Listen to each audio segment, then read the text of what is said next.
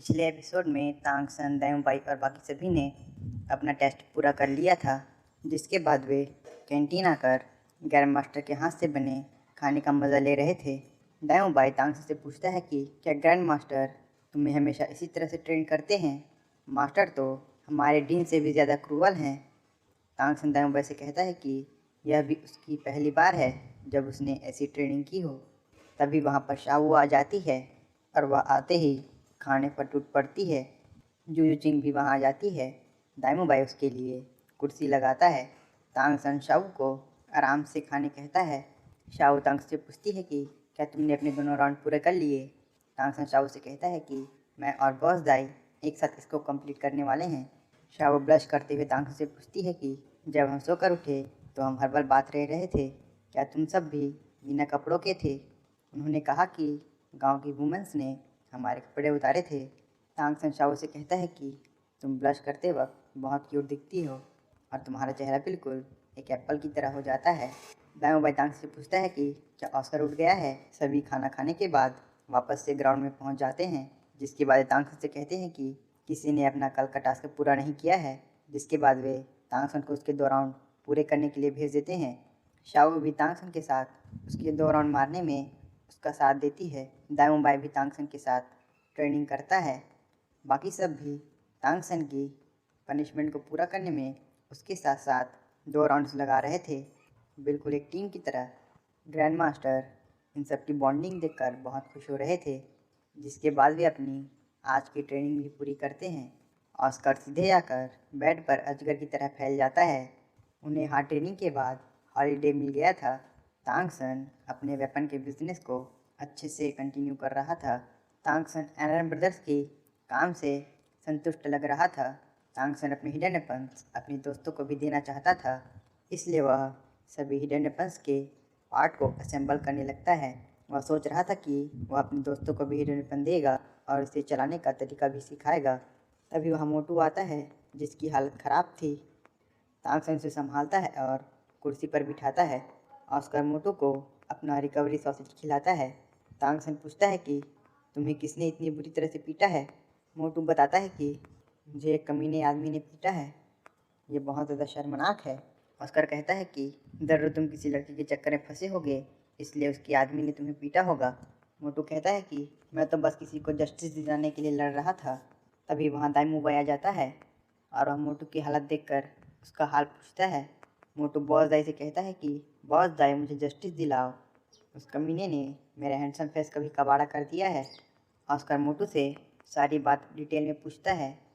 मोटू बताता है कि वह सोलेरिना के अंदर एक लड़की को इम्प्रेस करने की कोशिश कर रहा था, लेकिन उसने मुझे भाव नहीं दिया, इसलिए मैं उसका पीछा कर रहा था। तभी उस लड़की पर एक कमीने ने अटैक कर दिया। मैंने लड़की को तो वहाँ से भगा दिया, लेकिन उस बंदे ने मुझे बहुत मारा। उस बंदे के पास 4 स्पिरिट रिंग्स थी। उस बंदे ने मुझे बहुत मारा और सबके सामने मेरी बॉडी के ऊपर से चलकर चला गया, जिसके बाद वह तांगसन, ऑस्कर और दायूबाई से अपने लिए जस्टिस दिलाने की मांग करता है। तांगसन उस बंदे का नाम पूछता है। मोटू भी उस बंदे का नाम बताता है और कहता है कि उसका नाम बूले है और वह बहुत बुरा है। वह बहुत से क्रिमिनल गैंग से जुड़ा हुआ है और वह हमेशा लड़कियों को परेशान करता रहता है। दायूबाई और तांगसन को गुस्सा आ रहा था, क्योंकि वह सोल मास्टर्स का नाम बदनाम कर रहा था। इसलिए वे उसे सबक सिखाने का प्लान बनाते हैं, क्योंकि उन्होंने उनके दोस्त मोटू को भी पीटा था। तांगसन कहता है कि हम श्रैक एकेडमी से हैं और हमें कुछ ना कुछ तो करना ही होगा। मोटू, हम तुम्हें जस्टिस दिलाएंगे और उस बुले को सबक भी सिखाएंगे और उस ईवल को पनिश भी करेंगे। सभी इसके लिए तैयार हो जाते हैं, जिसके बाद छुपते छुपाते श्रैक एकेडमी से बाहर जा रहे थे। तभी शावू उन्हें देख लेती है और पूछती है कि तुम सब कहाँ जा रहे हो? जिसके बाद मोटू से पूछती है कि तुम्हारा चेहरा इतना सूजा हुआ क्यों है? जिसके बाद दायूबाई से पूछती है कि क्या तुमने मोटू को पीटा है? दायूबाई कहता है कि कैसे मैं अपने भाई को इतनी बुरी तरह से पीट सकता हूँ? हम तो बस मोटू की मदद करने जा रहे हैं। मोटू लड़की को इम्प्रेस करके हीरो बनना चाहता था, लेकिन वह इसमें नाकामयाब हो गया। हम तो बस मोटू को पीटने वाले को पनिश करने जा रहे हैं। शाओ भी उनके साथ चलने के लिए पूछती है और कहती है कि मैं भी लड़कियों को जस्टिस दिलाऊंगी। तांगसन कहता है कि वहाँ पर खतरा है और वह बंदा कमीना है, उसकी सोल पावर हमसे ज़्यादा है और यह लड़कियों के लिए ख़तरनाक है। शाओ कहती है कि मैं लड़कियों के लिए जस्टिस चाहती हूँ। टांग सन भी कुछ नहीं कह पाता है, जिसके बाद वे छुपते छुपाते श्रैग एकेडमी से बाहर चले जाते हैं। दायूं बाई मोटू से पूछता है कि उसकी सोल पावर हमसे ज़्यादा है, तुम हमें उसके बारे में डिटेल में बताओ। मोटू बताता है कि उस बंदे की सोल पावर बहुत अलग थी और वह ब्रदर सान की तरह एक कंट्रोल ब्रांच का सोल मास्टर था। उसकी मास्टर सोल घोस्ट क्लाव की थी। उसने अपनी 2 सोल स्किल का यूज़ करके मुझे हरा दिया। सबसे पहले उसने अपनी दोनों क्लाव का यूज़ करके मेरी फिनिक्स को ब्लॉक कर दिया और अपनी सेकंड सोल स्किल का यूज़ करके आसपास स्मोक फैलाकर मुझे उसमें कवर कर दिया। जिसके बाद उसने अपनी बॉडी का यूज़ करके मुझे खूब पीटा। टांग सन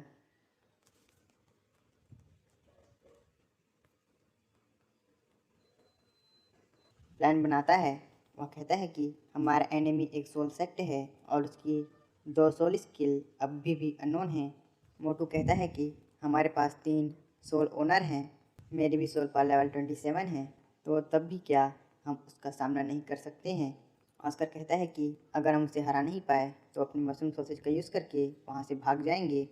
टांगसन कहता है कि अगर मैं सही हूँ तो उसकी मास्टर सोल फ्लेम को रिस्ट्रेन करती है, इससे तुम्हारी फिनिक्स फ्लेम उसका कुछ नहीं बिगाड़ पाई।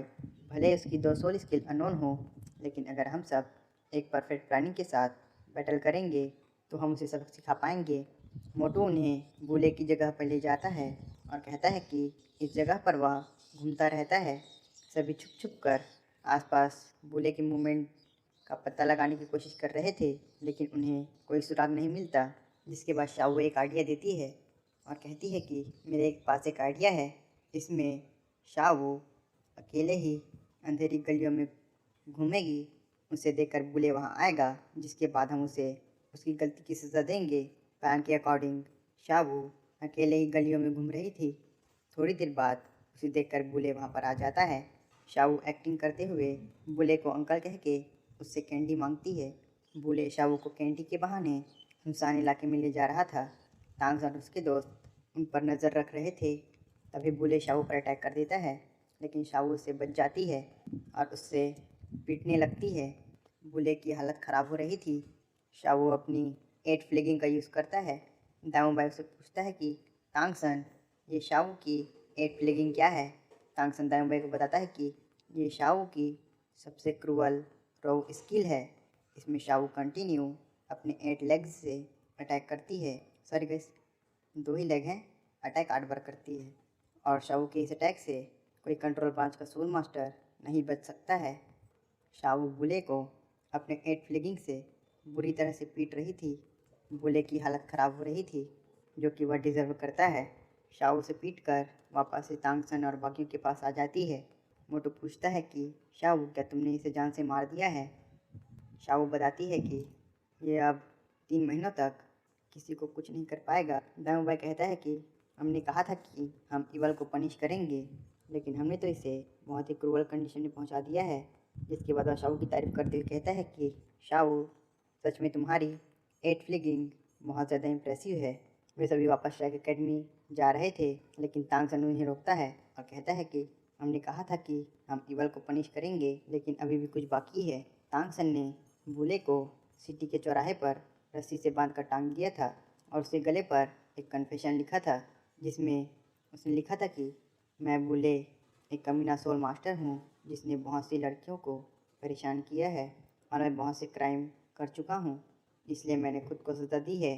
बुले को सबक सिखाने के बाद वे वापस श्रैग एकेडमी चले आते हैं, जहाँ पर डीन और ग्रैंड मास्टर बात कर रहे थे। डी फंटर कहते हैं कि यह मॉन्स्टर सच में एक्सेलेंट है, लेकिन मुझे स्कूल के फंड की चिंता हो रही है।